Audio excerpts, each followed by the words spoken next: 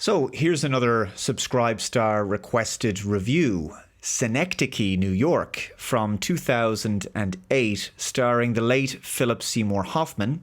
This film is written and directed by Charlie Kaufman, and this is a bit of a surreal, psychological thriller with some visually and thematically abstract concepts and an unconventional narrative style. It's very difficult to do the film justice, really.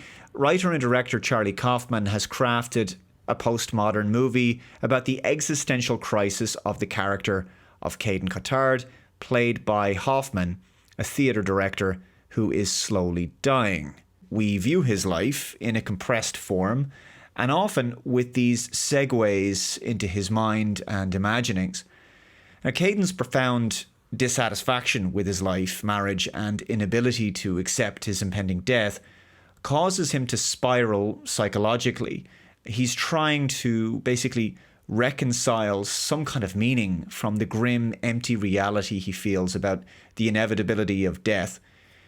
It's a dark, often depressing movie with respect to the internal thinking of Caden, purely because of how honest it is. The kinds of thoughts he has about life, his daydreams, and his sense of dislocation from the world around him can be quite relatable at times. And that alone is definitely a positive that I can say about this movie. Caden is a man who very much wishes to face nihilism and beat it somehow, by attempting to discover some way of deriving reason and significance from the very fact of existence and just being alive. That the world can be an absurd place, and given the inevitability of death, taking anything in life particularly seriously seems pointless to him. And I've often thought about this. I think perhaps the only thing that staves off this kind of realization in us is the fact that on some level, though we know we're going to die someday, we don't necessarily believe it. It's an interesting kind of cognitive dissonance that we all have to engage in so that we can just live day to day. Dying seems to be for other people to do. But it will be our turn one day to die. For Caden, that time is fast approaching, and it alters how he perceives life around him. From mundane things like, stupid TV commercials, where he imagines himself in them, visits to the dentist, everyday tasks, inane conversations with his therapist, and relationships with those around him. And I think in many respects, to simply live our lives and function, we have to engage in a kind of contract with ourselves, with life itself, which is that we don't spend a huge amount of time fixated on our own mortality. Otherwise, we would break down and begin to pick apart the world around us, reducing it to the sum of its parts. We'd ask, what's the point of doing X, Y, and Z if it's all ultimately a waste of time and we're going to die anyway? If we were to behave like this, we would see no reason to get out of bed in the morning. The crushing, hopeless inevitability of our impending non-existence would just destroy us, basically. Nothing would matter, and we wouldn't take anything seriously or care about anything. So we have to, in a way, kind of lie to ourselves and believe that there will be a tomorrow, that we can make plans for our life, and that they have significance despite the fleeting nature of life itself, despite the fact that in the end, we can't cheat death. Our fate is sealed. Everything we dream of, long for, create, love, it'll all die. And everyone we love will die, just as we will. However, our belief in a tomorrow is based upon hope, something Caden can't seem to grasp for himself, unfortunately. To try to make sense of all of these notions, Caden takes the extraordinary and insane step of devising the most elaborate and sophisticated play ever created. He has a gigantic replica of New York City built in an enormous warehouse. He hires actors to live and perform inside this recreation, and for this to be a brutally honest representation of everyday life, complete with all of its mundaneness. He also casts someone to play himself. The stories in this world correspond to both real and imagined events from his life. As the play increases in scope and scale, it becomes its own world, and Caden loses himself inside of it, becoming invested in the narrative as much as if it was the real world.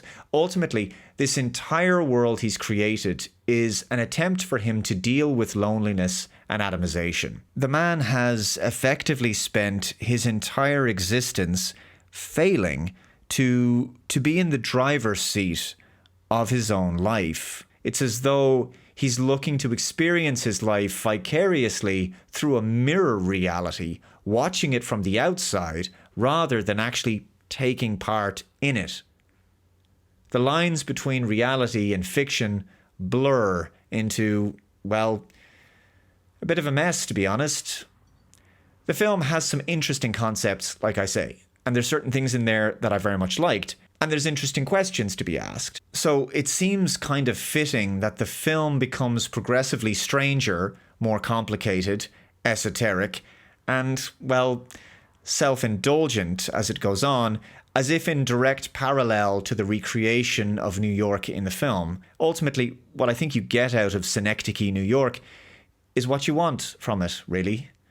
Like a work of modern abstract art, its meaning is kind of subjective. It's all in the eye of the beholder. It's interpretive. And I have my issues with that approach, as I did with the 2009 film Mr. Nobody. The point of this story is that there really isn't a point. Caden doesn't come to a profound and satisfying personal epiphany or understanding about his life and his place in the world. It doesn't make him a better person. He doesn't discover a reason to be hopeful and reconnect with reality. He dies with no new meaning or purpose. He is, in fact, more like a victim of his own narcissism and navel-gazing.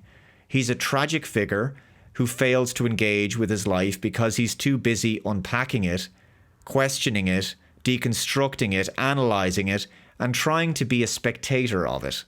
He dies lost in a role he created for himself that was initially designed to help him better understand himself, and in so doing, I feel as though he's nothing but a slave to his own imaginings and delusions.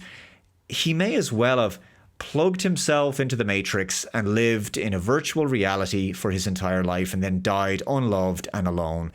So while there's nothing necessarily wrong with a character trying to make sense of the seeming senselessness of life or struggling with the meaning of life and loneliness and the inevitability of death, the issue is that I think Charlie Kaufman should have spent more time trying to clarify what the film itself should be trying to convey to the audience.